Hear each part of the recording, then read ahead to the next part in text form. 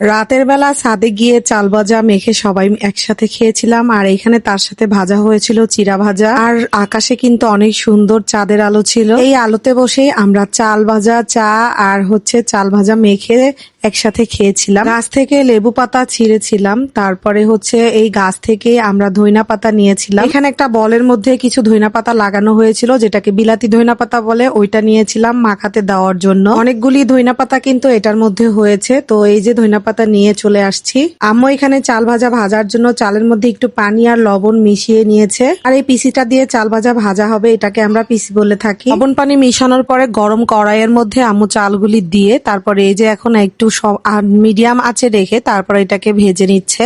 চাল ভাজা দিয়ে কিন্তু রং চা খেতে খুবই ভালো লাগে, তাই এর সাথে রং চাও বানানো হবে। তবে আগে আমরা চিড়া আর চাল ভাজা একসাথে বানিয়ে খাবো, তারপরে চা খাবো। এখানে একইভাবে সবগুলি চাল আম্মু ভেজে নিয়েছে, যতটুক চাল আর কি নিয়েছিল একবারে খাওয়ার জন্য। এদিকে আপু ধইনা পাতা আর লেবু আর পেঁয়াজ, কাঁচামরিচ এগুলি সব একসাথে কেটে নিচ্ছিল বানিয়ে নেওয়ার জন্য। এই যে চিড়া নেওয়া হয়েছে, এইটাকেও ভাজা হবে কোন রকম তেল ছাড়া। চিড়া ভাজার জন্য আম্মু এখানে লবণ দিয়েছে। তার